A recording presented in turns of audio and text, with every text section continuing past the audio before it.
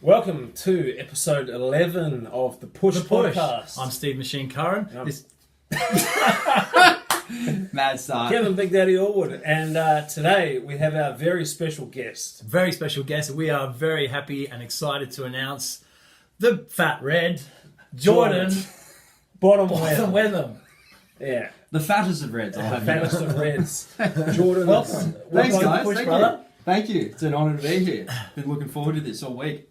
We've both known you for a decade or so, right? Yeah, I've known you since Shit. you came into the gym, Yeah, ripped yeah. to shreds when we were training to meet that. Skeletal factor. Yes. Yeah. How old were you then? 19, weren't you? Yeah, 19. And you're now...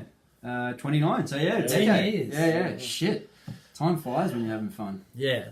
Yeah, you had the long hair. Because you had long hair then. I did. You were getting ready for a show? I was. You peeled. Oh, Yeah.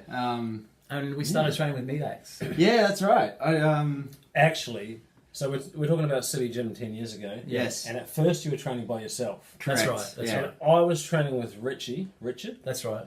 who's now living in the UK. But I remember seeing you train, and you had your black beanie on, Yeah. down low. The hair You hanging had out. earphones in, you had hair out the Short back, shorts. and you were fucking shredded. Yeah. And your training methods were very motivating. I thought, who's this? We're talking about this motherfucker?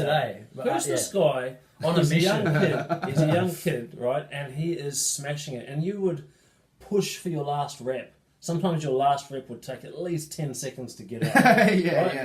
And you don't see that. You don't see anyone training like that. You know, not in Sydney anyway. And it actually motivated me to lift my game, because I was training hard, but not Jordan hard. No. I'm not sure how to interpret that, considering we've all been to City Gym, but Were you Jordan hard. Had you always trained like that? Yeah, man. I think it's just sort of like it's just part of my personality. You know, it's like all in or nothing. Like Yes. moderation and me just do not mix. No, I think I it's feel why. you. I feel you, man. Yeah, I think it's why like I've done so well in like really weird endeavors such as bodybuilding and competitive eating. Like Yes. it's just they're both extreme ends of the spectrum, and it's funny like now that I sort of have like emotionally matured and sort of gotten into the spiritual, well, somewhat. I've gotten into the sort of spiritual side of it as well. I've kind of come to accept that. It's like because there's like when you're on, as you'd know, right? When you're on and you're training like a demon, it's awesome. like man, fuck yeah, like I'm loving this, But then When you're not, it's like the end of the world. life is hell. Yeah.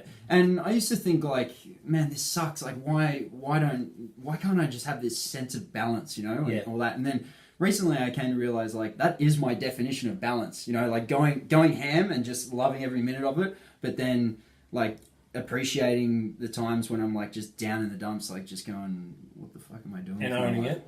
Yeah. Realising you've got to have your yin and your Yeah, yang. absolutely. Yeah, and instead of being like beating myself up because of some sort of superimposed social construct that's saying, oh, you've got to strive for balance and you've whatever it is, I'm just going, well, actually, this is my definition of balance, and I'm cool with it. It's not always easy to maintain an equilibrium. Yeah, and I don't think very many people do that. There's always ups and downs. So Absolutely. Recognising that's kind of a step in the right direction to managing it. Kevin and I were talking earlier today, and we were saying like, because I feel pretty similar to you, that we're both quite sensitive people, and but like, and that's like we'd suffer sometimes, absolutely. and the personal training thing can be a grind because you get really invested in people, and it makes you quite vulnerable. Yeah. It said black, of course, so I thought I'd just like show people. Yeah, Kev's showing his sensitivity there. But right, and like I'm like you, we go down the rabbit hole sometimes and really suffer. Yeah, man. But like, and what? So there's so many angles we could go off of this. But have you so you've got better at coping with that, or you? I have, but it's more just like a level of acceptance, just being like getting back to some real basic universal basics. I said basic twice. Awesome. Like just looking at like something real basic and saying like, look, you can't have life without death. You can't have day without night. You The can't have duality without of the that. universe. Yeah, exactly. And instead of like trying to get so caught up in trying to be, Perfect. perfect and always happy, and like God, we live in the age where like if you're feeling down, there's something wrong with you. Yes. You're sick and you need pills. And, Medicate. Yeah, and like put yourself away from everybody in society because you're infectious. Whereas it's just like Or suppress it. Yeah, or suppress it. Yeah, Or just lie, like on social media. Just exactly. lie. Yeah, Just be like, no, guys, everything's perfect. awesome. Yeah, look, I'm eating burgers. Everything's great.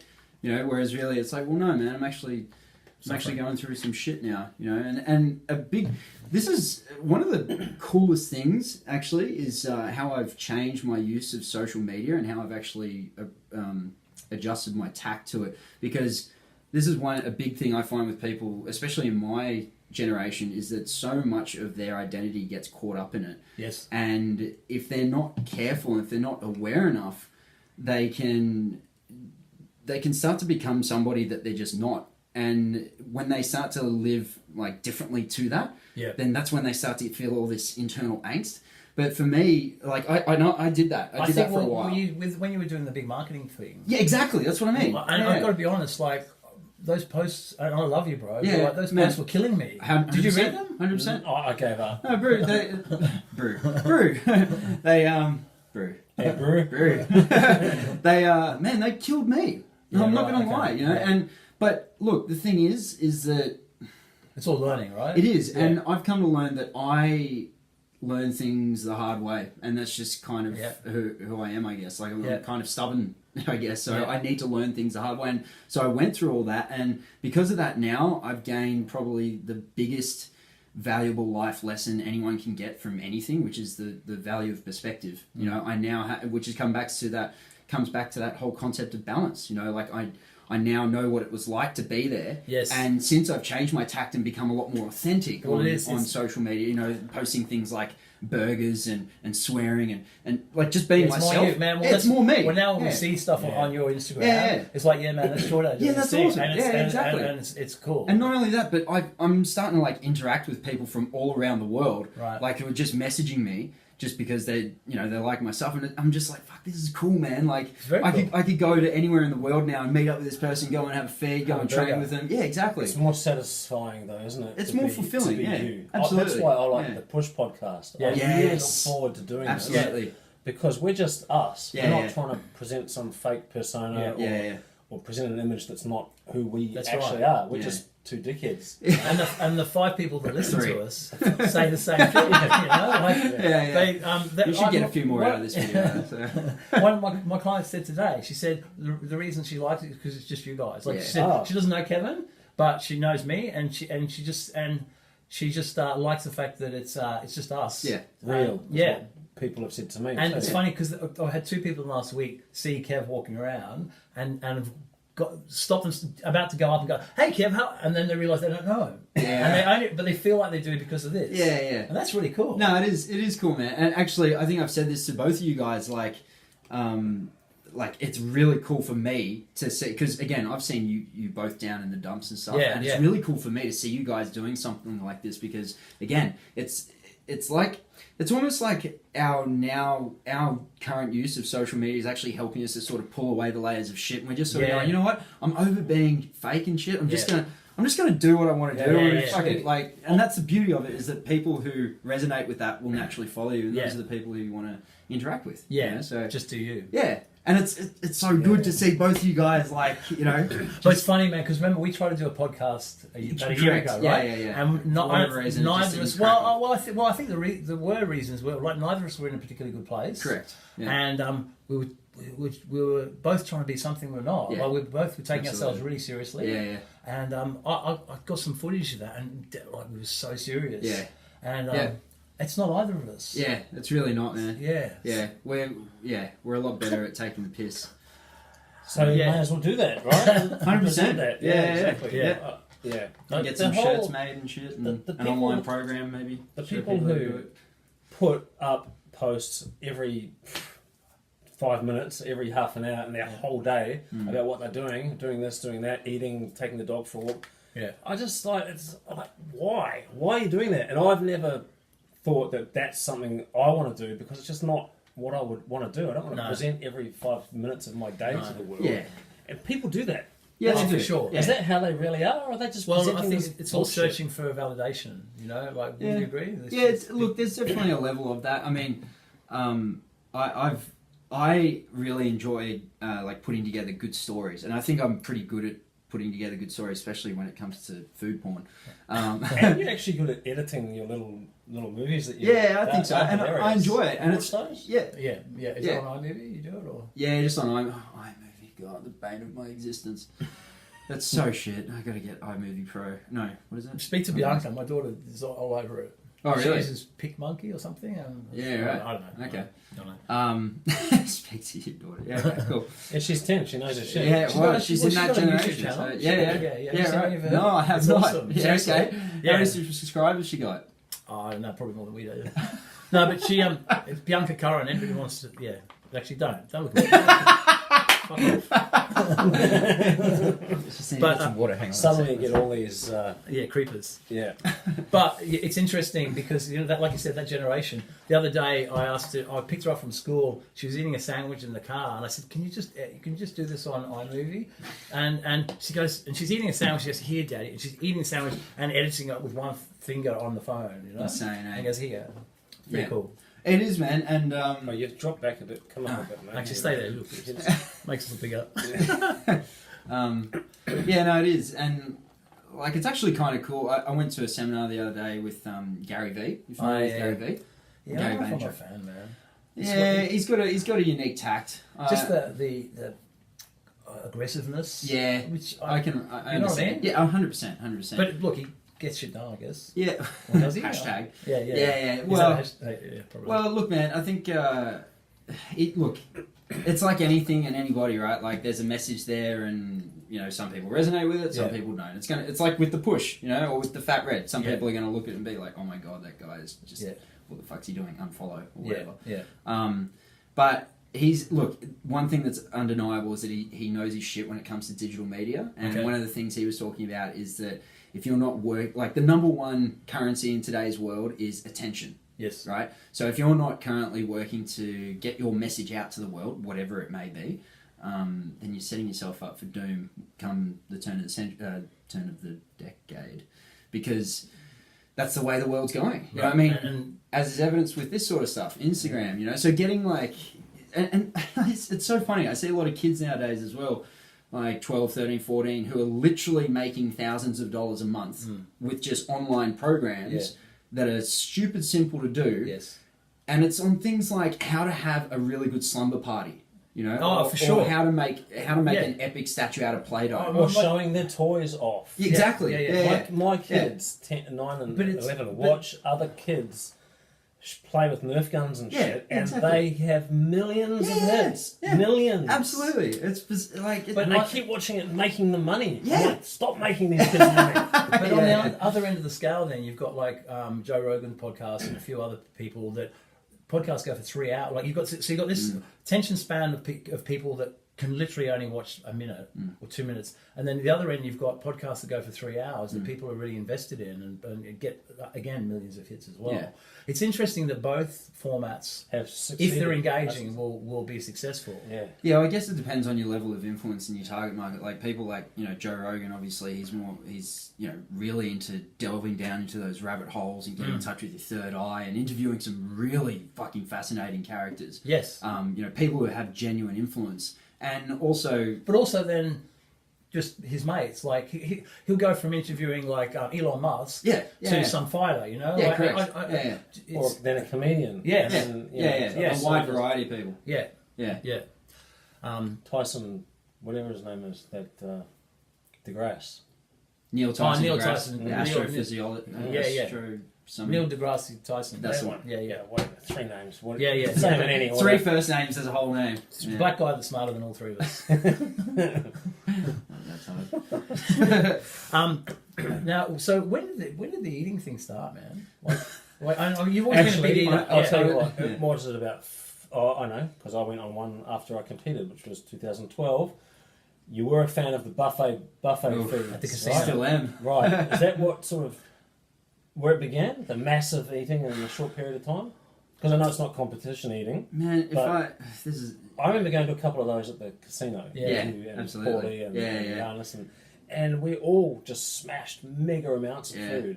Yeah, look, I think if I was to pinpoint it in terms of like when I was consciously trying to eat a lot of food, like bulking. That would be it. Yeah, simply bulking for games, for mass. Yeah, or just just to be fat. Yeah, just to enjoy it. Yeah, just pure gluttony, really. But if I was to look back on it, man, like I think the seed was planted when I was just a really young kid. Like my mum was a chef, made epic food, still does. Okay. And I was, consequently, I grew up around it, and I was always eating it. And were you the fat red? Yeah, I was very fat red. Right, yeah, like freckly red hair, like a lot brighter red hair than what I've got now. This is like fake red. This is dyed, right? No, it's my natural color. Just colour your hair. No, it's my natural color. Like we just got a hair envy. Kevin and I got hair envy. Yeah. Do you grow your own hair? yeah. No, actually, it's the legends over Ashley Martin. I grow my own hair on my back. If you can see it in the camera. No, let's not see it on the camera. It's not. No, let's not. Don't brag about that, bro. Okay. Silverback. Yeah. Steve Silverback Curran. Anyway, so you're saying about food. That's your secret to a thriving PT business at City. That's right. Yeah, that's right. Yeah. So like I just naturally fell into it, which actually kind of made me a perfect target for bullying, I guess, as a side note. But anyway. So you got all this shit at school? Yeah. You went to Waverley, yeah? No. I thought you went to Waverley. No. Not even close. Okay. You went to school in Sydney? Yeah, I went to school in Sydney. So I went to primary school in Mossman at Mara Sacred Heart, if anyone knows that place. And then 2 months before I finished primary school, my dad got really sick and we needed to move over to Fiji. Right. Because he needed a change of lifestyle. Sure. Get back to nature. Yeah. And they're still there, right? They're still there. They're citizens now. Moved over there in 2000. And Dad's all good now. I mean, it's 18 years later, there's some health issues, but considering where he was, he's pretty good now. So I went to school there for a little bit, like 2 years or something. So I started finished primary school, started high school there. Right. And then where the bullying happened? Man, all throughout, really. There as well. Yeah. Well, you could imagine like a pasty white dude with fat hair, with red hair, going to a school with Fijian villages and stuff. Right. Pretty bit of an outcast. Right. Naturally, I think it's. But now that I look at it, like I look at kids nowadays, and with the sort of, I guess, level of intelligence that I have now, maturity, yes. I it's a natural part of growing up. Kids they don't know what they don't know, so they're what's the word? Unconsciously incompetent, where they don't know, and their basic primitive instinct of trying to belong to a tribe and getting rid of the weakness and whatever. Pick on the weak one. Yeah, correct. Then it's just a natural part of it. But man, like again, for so long that chewed me up inside. Hey, and consequently, I think that's a big reason why I've been so successful in bodybuilding, because for sure, I agree. It's always been like there's been. I'm going to show them. Yeah, like a deep sense. Oh, it's fucking deep. If it was any deeper, Steve. Yeah. It'd be a colonoscopy. God, so many ways we could have gone with that. Like a have you had a colonoscopy? No, but I've had an enema. Several. Hasn't everyone? Who needs friends when you've got enemas? I've had a colonoscopy. Okay, how was it? I was out. I was out. Thankfully. Well.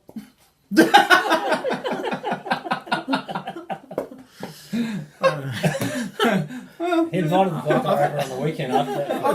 I've matured lately, so had more painful things.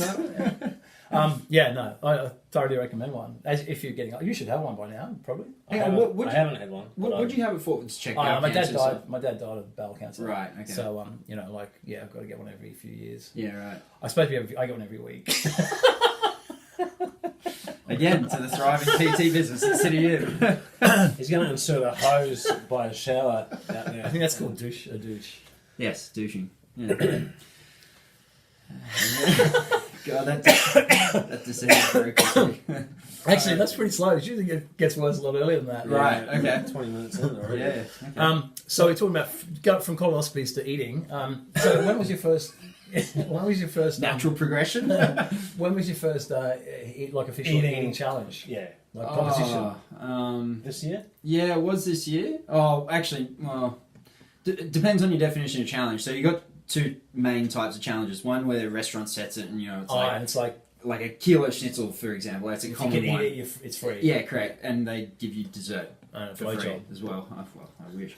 Fuck, man. God, imagine that. Depends who it's from. Who raking it in? There's restaurants that do that over in Japan or something. You know? Meal and blowjob. Yeah. You know what's Yeah. You know what's funny? Chick under the table. Please. I'm Really? serious. Really? You pay a big money for that Have you shit. been there? No, I have not been to Japan at all. Fuck. Nor have I been to a blowjob restaurant. I've heard the flights are cheap over there at the moment. Maybe so. Why are you single? The push trip. Oh, we're not going. We're not going. I know. I'll film it for you. No, no. You'll have to You get. can live you'll vicariously have to through get my three. Instagram You'll have to story. get three blowjobs, one for each of us. Yeah. This is a ridiculous conversation. Oh dear. Competition, eating competition. Yeah, so like the first one was kilo schnitzel with a kilo chips and a liter of beer. Oh. That was after my 2011 season, and I did that over at the Austrian Schnitzel Haus. That's Haus with a U, in Gladesville. And Straight out of Gladesville. Yeah, and I did that, and man, the next day I was pretty ruined. It was like I had a bad hangover, which is funny because now I put that into contrast with the other day I went down with my boys Jesse Freeman and Scotty. His last name eludes me right now. That's awkward. Sorry, Scotty. The Wolf of Eat Street and Food Coma Eats, who are also competitive eaters. Isn't it funny that you don't remember the names, but you know their Yeah, it's funny. Whenever food bloggers meet up, we're like, hey, this is the Fat Red, this is Food Coma. Like, oh yeah, what's your real name? It doesn't matter. Fat Red, Food Coma. Anyway, so we went down, last public holiday, we went down to the Bavarian... Schnitzel House. In Manly. And we were just like, guys, let's just go for a nice, easy feed, like just a light feed, just to catch up. And we all did the kilo schnitzel, which we all finished, just like a normal meal. Yeah. And it's $100 if you don't finish it. Right. So they bring out the bill, and it's like $300 with a minus sign right next to it. Yeah. And Just that was in fine. Manly. Have you noticed how white it is in Manly? White. Yeah. Just in general? You mean Oh, it's just... like the pavement? No. No, the people. Oh. Very white. Like the Insular Peninsula. Oh, you mean like white in terms White of as like in- a as in- social demographic. context? As in not a social, cultural melting pot. Yeah, Oh, it's yeah, I just guess so. just an Yeah. observation. I suppose if you get out of the Corso area, because that's What's the a bit of a Corso? tur- Well, Is that the wharf? no, it's like when you come in on the ferry and then the Corso to the Manly Beach, Okay, like yeah. pretty It's a touristy. walk. It's kind of like Okay. Bondi, a little bit. Yeah, I like Yeah. Bondi more. Yeah, Bondi's cool. It's all Hot Brazilian girls. man. I get hot everything. Sorry, back to the Manly and the white people with the meat. Yeah. So, but my actual official competition against other guys where there was prizes up for grabs was the Epic Pizza maybe about 6 weeks ago. On Crown Street. No, it was at the one in Des Moines, which is the home store. Okay. And have you guys been? No. Oh, man, Good. The pizza is epic. Hence the name. Yeah, it's really good.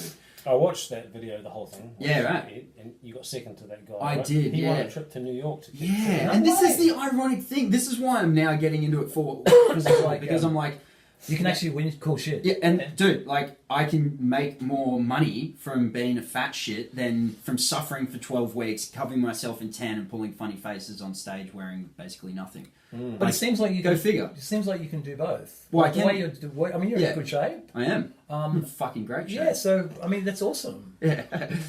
We'll So talk hang about on, hold on. First, the competition. Yeah, sorry, yeah, So yeah, 'cause we there was just three of you in the final, right? Yeah, so there was Yeah. they had an open thing, lots of food Kids bloggers and and stuff. kids and stuff. It was an awesome day, really good energy and vibe and stuff. And then they had The main event. yeah, correct, which was me, Food Coma, and Wolf of Eat Street.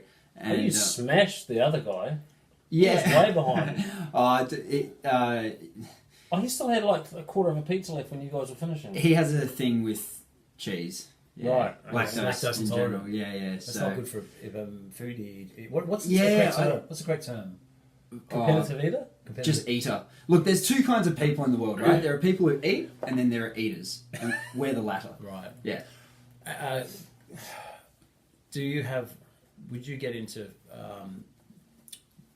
like, could you see yourself having a relationship with a feeder? Do you know what a feeder is?